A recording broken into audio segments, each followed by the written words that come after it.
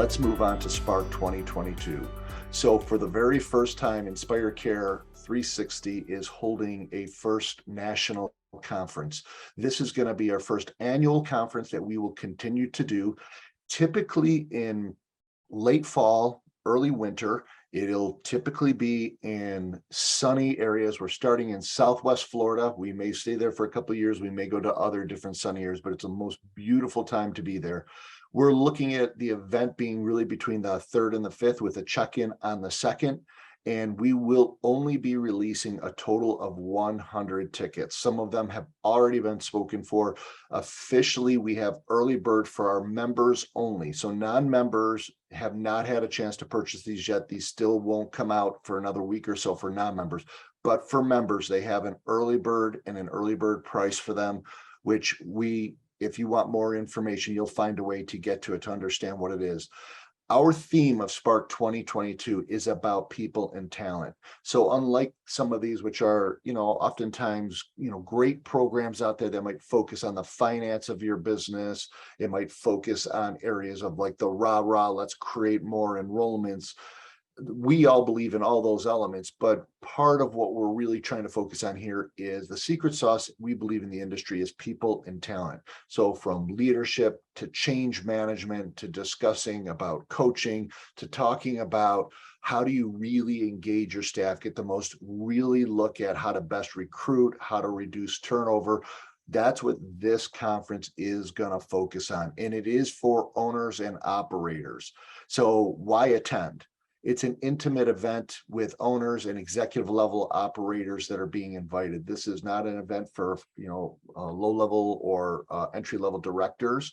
And if you're on this call, I'm sorry, you're wonderful people, but that's not the audience we're looking for. We're really looking for those people who are operating their business, who are managing the P&Ls of their organizations. We do see that there's great value in those individuals being able to network together. So we're going to be focusing on staff, developing leadership, and optimizing your back office, and significant networking opportunities. That's why we want to keep it small and intimate at first. So it's not just a big event. It's not a big trade show. So we do have sponsors who will be there, but they'll be more at an intimate setting than it will be in just big trade show halls or what have you. And we do and have chosen a very top quality resort that is in Southwest Florida. It is just it's a very well priced for the resort. It's very well priced for an event like this. And you can extend it on to if you would like to vacation there a little bit. But we have some great events going on there for some great food, happy hours, sunset cruises with the dolphin watch and everything. So we really see it being a top level event. We're not looking at doing like box lunches or, those kind of things. And it is about 20 minutes from the Fort Myers International Airport. So hopefully you have an opportunity to join us and take advantage of that. And if Sarah can, please put a link in chat or the Q&A so people get a chance to see a link as to how to register. We really appreciate that. With that, I am going to head and ask for Julie to join us. Julie Wassom, president of the Julian Group, is someone who is a internationally recognized, not only expert within childcare, but speaker. I've not only talked to her in the past, as we talked about earlier in here, but I've run into her when working with some major, large, enterprise-wide clients, and we've had an opportunity to brainstorm and work on solving some issues together. She, originally a developer of premier enrollment building for sales and marketing training programs and early education. This has really been about what I've heard the most and the best about Julie, and I've watched her in action. Why she's such a trusted advisor is really getting into root cause issues and helping you think through and solving those. So it's not about just telling, it's about working with you. And she is a wonderful speaker, coach, and author, and we're so lucky to have you here today. Welcome, Julie.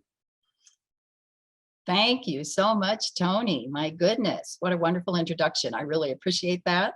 I am going to go right ahead and share some screens for slides that I have to share with you today on our topic of keys to rebuilding enrollment and revenue in the wake of COVID-19. So let me do that right away. And we would like to start at the beginning, not at the end. So Brittany, if you can just confirm for me that we can see these, that would be great. Yeah, if you want to go to presentation mode, you're in good. Perfect. There we go. Got them? Are they there, Tony and Brittany? Yes, we can see So them. everyone can see them. Wonderful. I'm really happy to be here, and it's a pleasure to be a friend of Inspire Care 360 and to talk about this topic. This is a time when we are coming out of the primary thrust of COVID-19. I know there's some variants and so on that parents are still concerned about. But what do we do now to rebuild enrollment? That's a little different from what we did during COVID. So I want to give you some of the things that you're going to get by being in a participant in this webinar.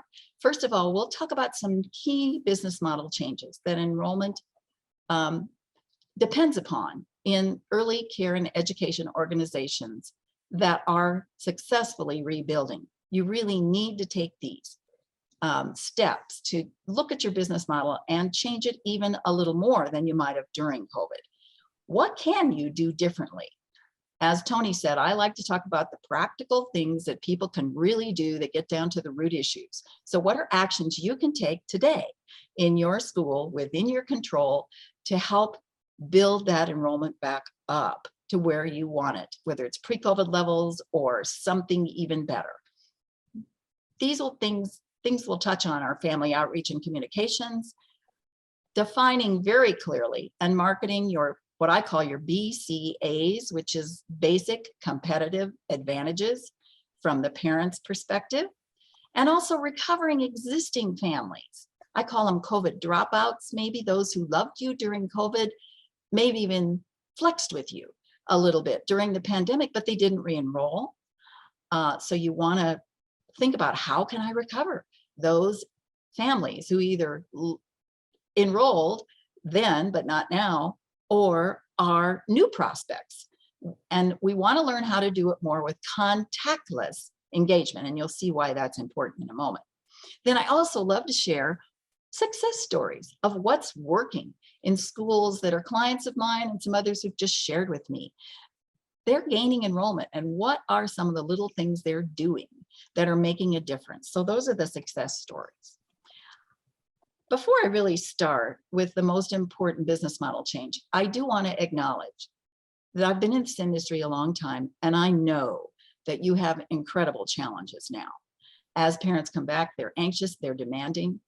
You have regulatory pressures on you that you might not have had before.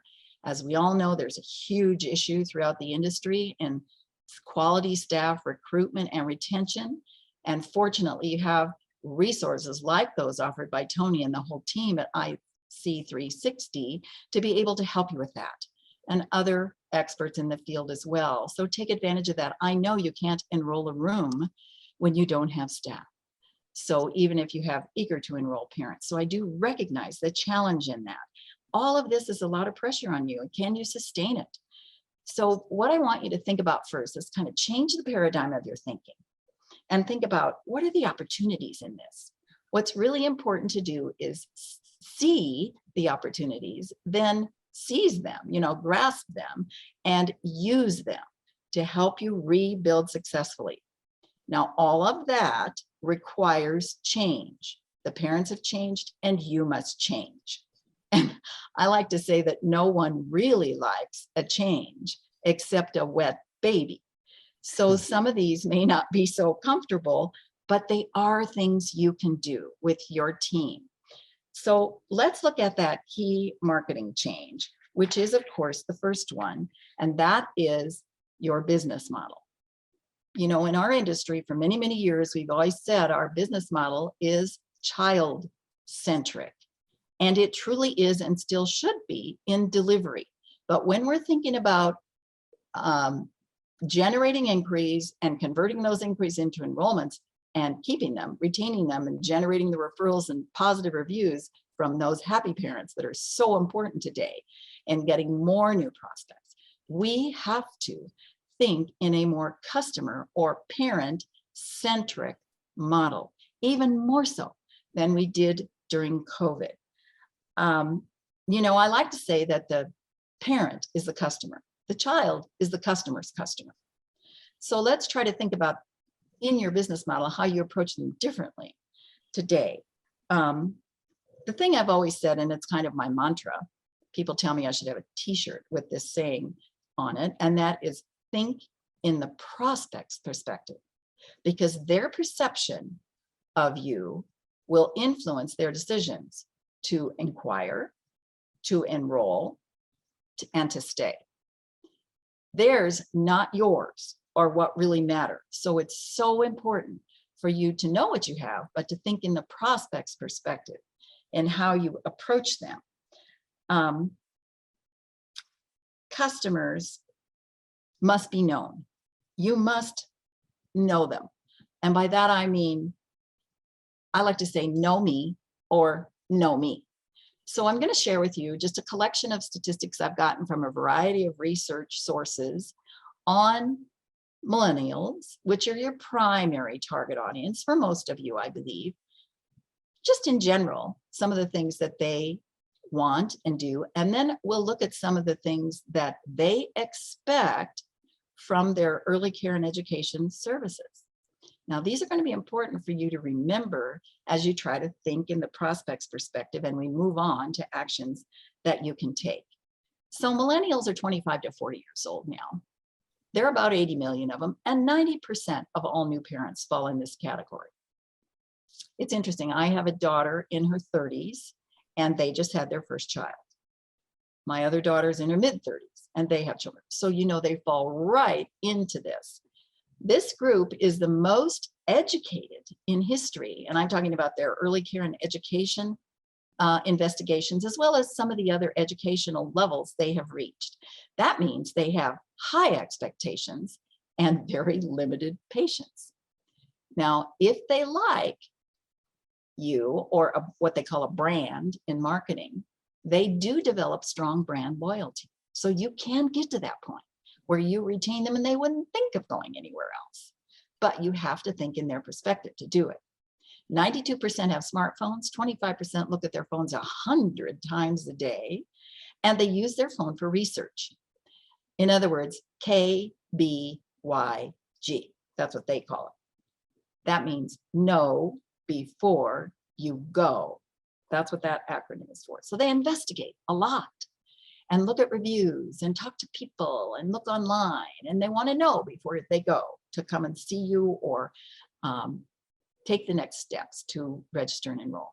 85% use social media. That's important for you to have as strong brand awareness and to help people understand a picture of what is really happening in your schools.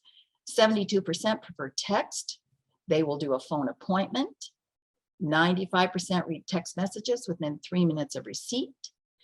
48% prefer to receive payment notices via text.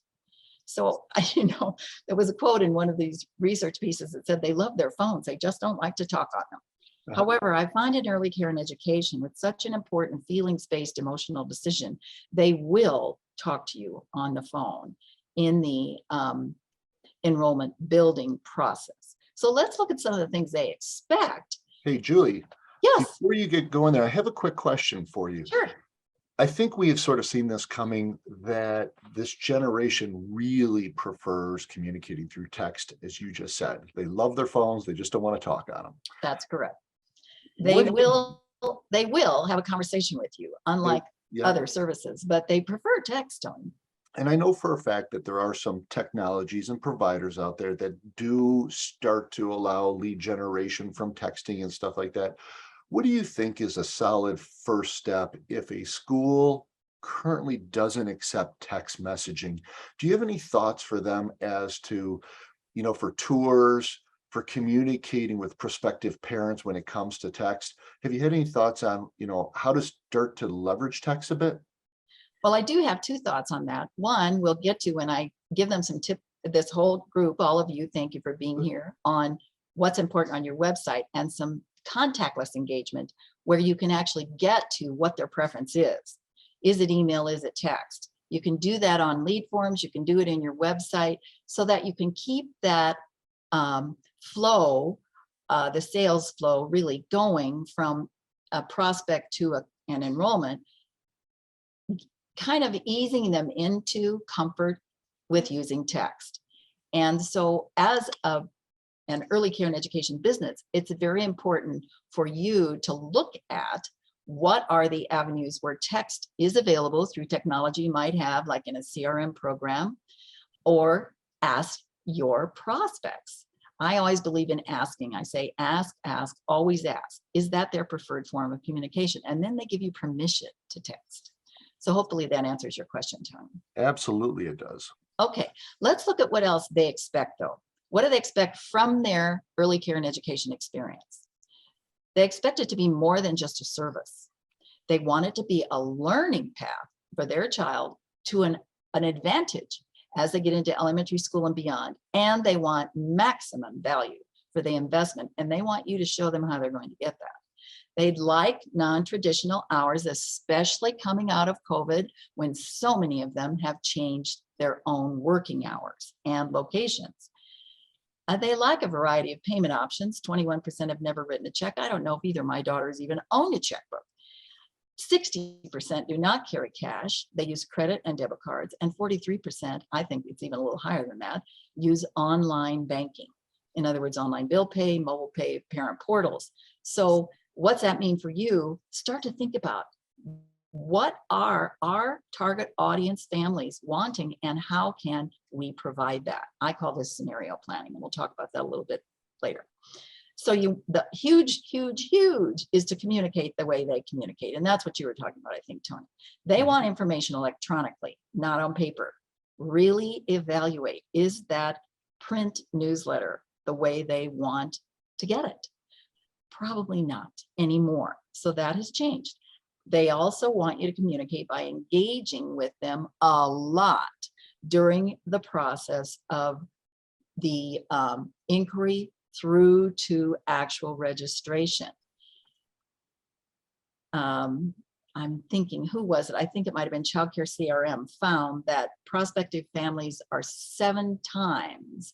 If you follow up with them 7 times, it increases the likelihood of winning the enrollment by 20%. I'm not sure that was a source, but I think so in their benchmark report. So follow up, and you're the one that has to initiate the follow-up. You can't just wait for them to do it. They also really want in their communication transparency. Parents, more now than ever, especially emerging from COVID, want daily, real-time information of value posts with updates on their children. I just saw that Hi Mama had reported that parents had shared that 80% of them that they talked to would switch providers to get better information and videos on their child's daily activities while in the school. That's huge. That's really huge. And Julie, to add on to that, so I have 3 schools, as I think you know, in addition to IC360. And what we have heard over the past couple of years, and I think a lot of the people who are on here probably hear the same thing, is parents are really interested in what you're talking about. Instead of getting paper daily sheets, they have a expectation to see video throughout the day, to see images throughout the day, to be able to have synchronous communication with teachers and with directors throughout the day now, you know, through their smartphone. Sure. And that takes a business model change, Tony, to be able to implement that in a way that's meaningful while the teachers are still providing that quality one-on-one care with the children. So these parents also want lots of internet browsing and research. They expect to be able to do this well from you. So that means for you, you must have a robust website. I'll address some to-dos on this in a moment, but that basically it has to be easy to find. So your search engine optimization has to be good and easy to navigate before they will ever tour your school. 74% ask for recommendations before they buy. What does that mean? Referrals are important and they take those reviews seriously. So you're getting them is very, very important to them. Also, they like self-scheduling tour options. That never used to be the case. They will schedule a tour if there's a self-scheduling tour option on your website. And there are several platforms that allow you to do this, to put it into your website. So might be worth some research if you're not doing that, to get that on there. And I know some of the CRMs do offer that now on their platforms. Childcare CRM is one of them that does. 65% completion rate for online enrollment forms. A few years ago, that was something parents would never do, was their online enrollment forms. Now they will, they like it. And I know for some schools, you can't do all forms online because there are some you have to have signed and in print. But what could you do online to help them? So I wanna share some things, given all this, that you can do. But before I do, I have to share with you something that I just saw the other day. And I thought, if this isn't from the prospect's perspective, nothing is. So this was something a colleague shared with me, and it's a little saying that says, and remember, this is a parent's perspective: I don't know who you are. I don't know what you stand for. I don't know what unique services you really offer. I don't know much about your reputation. I don't know if I can trust you. I don't even know your name until now. Now, what was it you wanted to sell me? I think that's just great and emphasizes the know me or know me. So what can you do to get you there? What can you do differently? I've always been an advocate of family outreach and communication, but now it's even more. I think it's important to call existing on hold and waitlist families. I differentiate those by on hold families being, they would like to enroll with you, but you can't put them in your school now, not because you don't have space, which is what waitlist families, you just don't have space, but because you're in a situation where you can't enroll them, such as you don't have teachers in that classroom. So they, though, fall into the same kind of communication patterns and channels that the waitlist families do, which is initiating communication with them. So important to initiate it. So call them periodically and just check on them for more than just where they are on your list. Let them know the kinds of things that are coming up. Invite them to events. Invite them to parenting webinars that you're doing. Help them feel part of your community. And that, by the way, is one of the, thinking in their perspective, is one of the things they want when they look for care and education, is a community that they, as a family and their child, can grow with and even extend to beyond their graduation from your schools. Do private and group Zoom calls. Those are still very good to do, not just for learning lessons, but for the kinds of things that are helpful to them as they emerge in their lives from this whole pandemic. You want to continue with a flow of resources through multiple venues, many online. They like, as Tony mentioned, the real-time apps.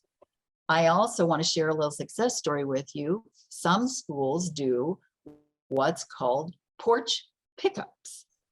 And that is where they provide an activity that's going on in the classroom. Existing families can have this, waitlist families can come and pick it up, on-hold families can. If you allow them in your school, they can pick it up there inside when they pick up their child or come on in as a visitor. And if you don't, and I know some schools in the country still don't allow parents to come into the schools, then they pick it up on the porch. And maybe one day it's for the toddlers, and another day it's for preschoolers, and another day it's pre-K, the activity. So that's something that has helped parents feel comfortable and be unique about you as a school, porch pickups. Also, your social media has to be good and effective. I just recently interviewed some social media marketing experts in this industry and wrote a blog about it. So if you go to my website on the navigational button under resources, and my website is at the bottom, it's juliewassom.com. Under resources, you'll see blog. Go there and you'll see an article about social media marketing from the experts, how to make it really effective. You'll also see my latest one on how to re-enroll and recover COVID dropouts. So a couple good resources there for you. Also, address the latest safety procedures and protocols. Now, I know most of you do that and have done that through COVID, but it's not a bad idea to continually do it. You see it and know it all the time. These new prospects don't. New parents want to be reassured. So all these are important things to do. And I'm going to give you some more. So hang tight. Here's some actions, again, to take now. Define and market your basic competitive advantages. What is unique about you? I mean, really unique. Look at the 3 to 5 mile radius where your parents most likely geographically come from. Yours might be a little different, but whatever it is. And what are their options? Who are your competitors? You see there that it says competitive review. That means way more than finding out what the price of those competitors is. You need to do some competitive shopping. I do a tip every week, a 60-second video tip. It's called Julie's Enrollment Tips, Success Tips. And anyone can log in, just go to my website to the contact page, and you can subscribe free. They come every Tuesday early in the morning to start you off. And there is one on competitive shopping, what to do and how to set that up. So you can get those, but it's really important to find out more about your competitors, because that's a perception your parents are getting. And then you can discuss what are your unique differences. Maybe your staff ratios are less. Maybe you have longer hours. Maybe you offer a higher level of safety protocols. Hey, One of Julie? the things you can do then, oh, I'm sorry, Tony, did you have a question? I did. A lot of times we ask about unique differentiators. What do you think our owners think are unique differentiators, but really are not? Oh, what a great question. Thank you for asking that. I so often, when I ask this, they'll say, well, we have a quality program, a loving staff, they're wonderful, and they are. And we be sure we greet them in the morning and the evening, and we try to make sure our parents are satisfied. Well, that's wonderful. But most parents think any high quality early care and education provider should have that, and does. So what else beyond that makes you unique that might be of interest to them? And how do you find that out? Well, another little tip, Tony, is what I like to call skilled asking. And the first place it starts is when you're first talking with them, either in a contactless way through your lead form on your website or in your first conversation. And go beyond just saying what many directors say, which is a good question. What are you looking for in the early care and education you want for Logan? There should be a second question, particularly if the parent answers, we're looking for him to be ready for kindergarten. Let's say that's the answer. Rather than explaining what you do to help children be ready for kindergarten at that point, ask another question and find out what these parents are really looking for in differences in the schools.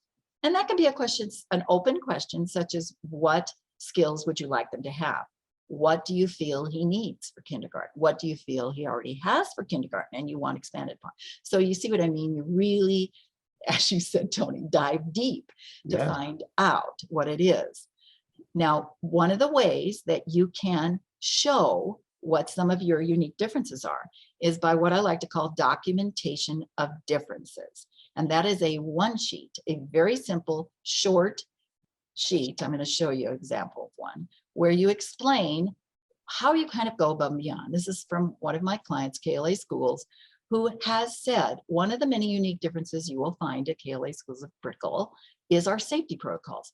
They list in bulleted form only a few.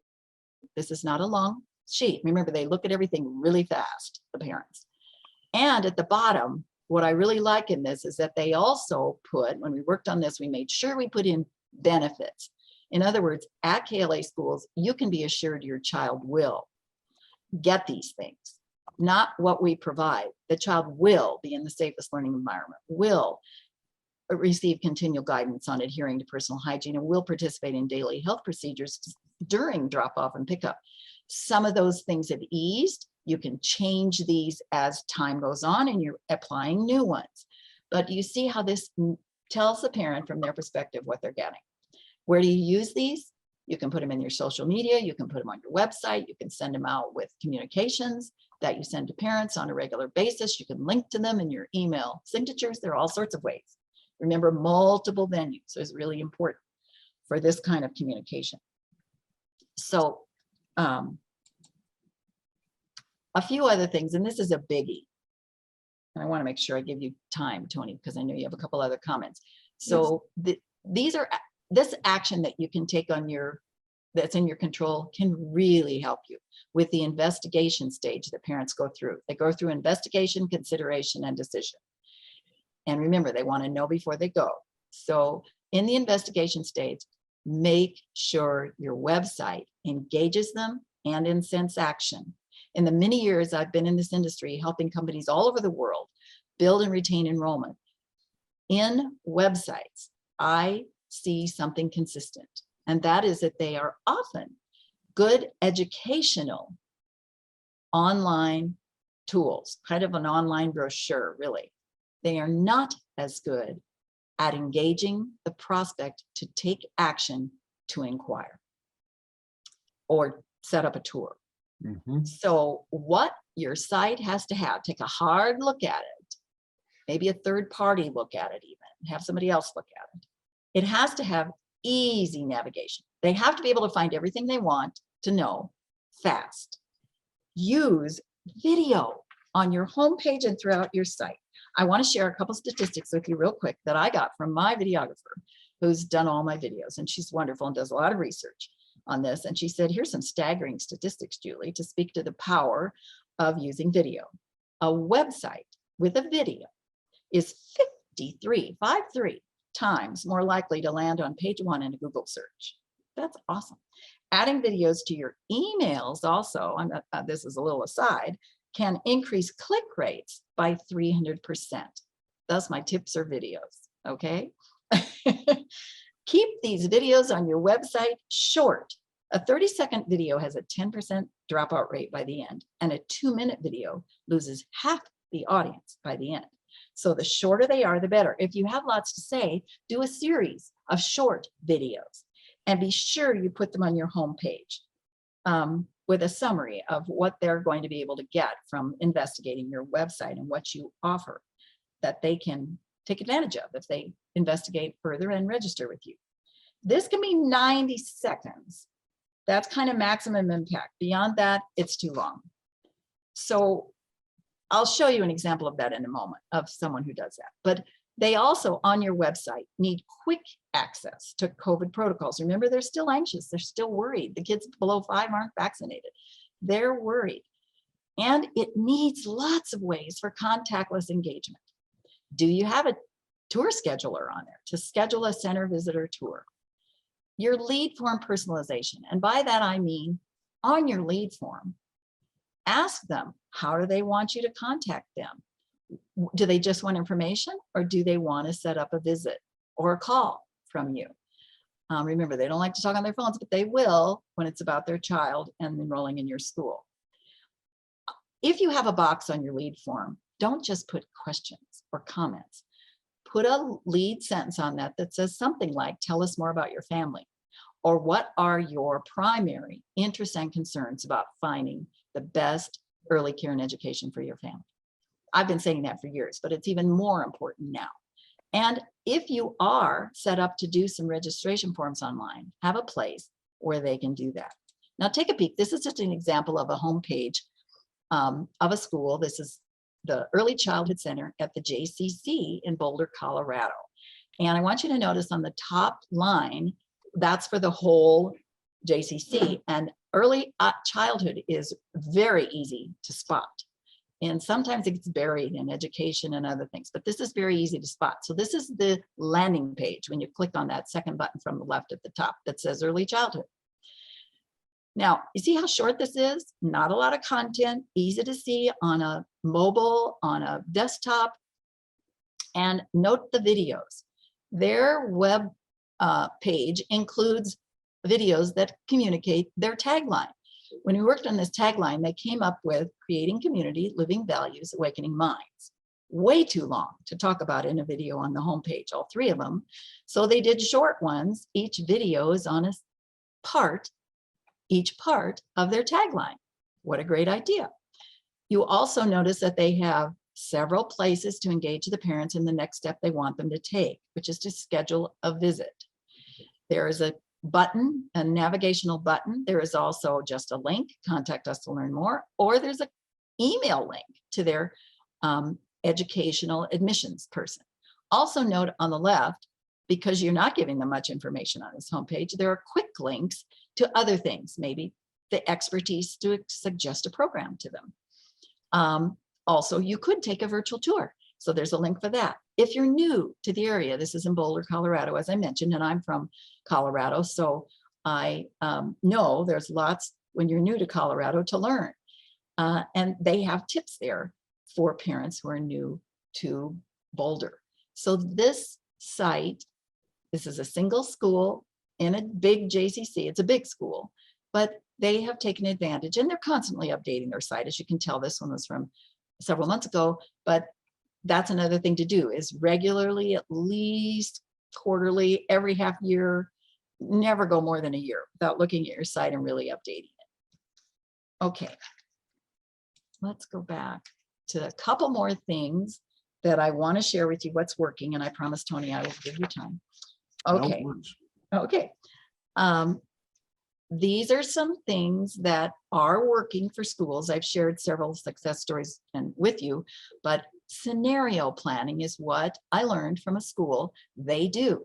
They find out what their target families want, and it's different all over the country, whether you're in an urban area, rural area, all the different elements that can impact who your target audience is. But they do this thing I mentioned before called scenario planning. If their parents want longer hours, the team sits down and that's the scene. How can we, if we can, get to a place where we can change our business operations a little bit to better serve what our current families right now want? We're going to change this scene. And they plan and work and implement that new element of their either their business model or their business operations.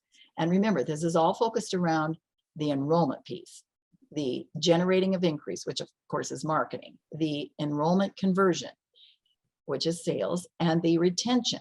The engagement, like Tony mentioned, is so important with retention, and the acquisition from your satisfied families of more referrals and reviews. To do the piece of conversion and generating an increase, it's very important to sharpen your enrollment skills. You can no longer get as many prospects as you can just by telling. You must, even though we don't like the word, you must have the right skills to sell, which in this industry, I like to say is helping them make a good buying decision and getting them to act on your recommendation.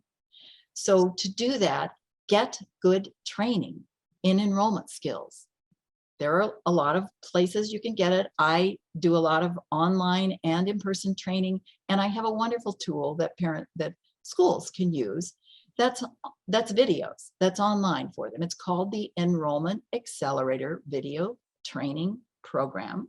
It's a very affordable, very effective training program on videos and an action step guide that comes with it. If you want to know more about that, again, go to my website. There is a navigational button about that, or go to the contact page and ask me to send you some more information, and you can see excerpts and see how it works. So that's one way to get your training. If you have an LMS that has enrollment building training built into it for your veteran directors and onboarding, that's another good source. At some of these conferences, like the one Tony is putting on, there may be a session that can help you with sharpening enrollment skills. So the companies that do this find higher success rates in being able to rebuild enrollment as the pandemic wanes. Well, we pray and hope it really wanes for good, but it's different. It's different now. What can I say?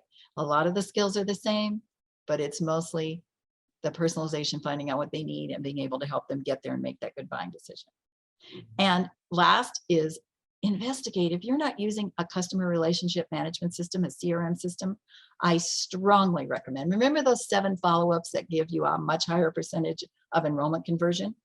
A CRM system will help you do that seamlessly and online. It takes some time to ramp up with them, but they are really helpful. This gal that you see in the lower left absolutely loves her CRM system. She told me over and over again how this changed her life to help her communicate with her families, get them from inquiry to registration, which is what your CRM will do. And then most of the CRMs now have just a button you push to push new enrollees. All their information just automatically goes over to your management operating software. So very important thing to help you streamline your own business and maybe change your model a little bit if you don't have one already. So that takes me to the end of my presentation. Are there any specific questions you want me to answer now, Tony? Yeah, I do. I did have one question come across. Well, I had a couple, but I had one come across about wait lists. You were asking earlier about, or you're telling us about wait lists. Now, for some schools, because of their locations, they're predisposed to have wait lists and they've had them for a long time. Now, one of the challenges that you mentioned earlier, wait lists are occurring because, or on hold, because there's not enough staff. Right. What are your thoughts in setting up a wait list properly and then managing a wait list properly? And I know I'm generalizing wait list a little bit from what you're saying from on hold to wait list, but what are your thoughts as sort of the best practices to ensure that a wait list is not only, there, but is also valuable? Because I'll tell you firsthand, we have our own way of doing it now, which we figured it out. But I will say, people will say, oh, we had all these people who are on wait lists. And then I said, well, we got to call and make sure. And we found out maybe 75% of them were no longer there. Correct. So we have now done things where they have to implement fees and what have you. But what are your thoughts about best practices? Thank you for asking that, because it is an issue. And especially now when you add to wait lists these on hold parents. So I think setting it up, like you mentioned, having all their information, including different ways to communicate with them, is very important. The biggest challenge I see for schools is time. They're so stressed with all those things I mentioned before. And stress is maybe not the wrong word, because I know so many wonderful directors and owners out there handle all of this so well, but they're challenged with all the things that happen. And to add communication with the wait list is taking more time, but it's worth it because they are your warm prospects. So setting up what I like to call a waitlist communication management system. It's a nurturing campaign. I heard somebody say that and I thought it was perfect. It's a nurturing campaign. When are we going to initiate a call? Put it into your systems that tickler you to do these things. When are we going to touch base with them regularly to let them see how they're doing, see if they're still on the list, see if they're still interested, let them know that these things are coming up and they are going to receive emails or texts about them. It might be an event at your school. It might just be your communication that you send out regularly to your parents to let them know what's going on in the school in each classroom.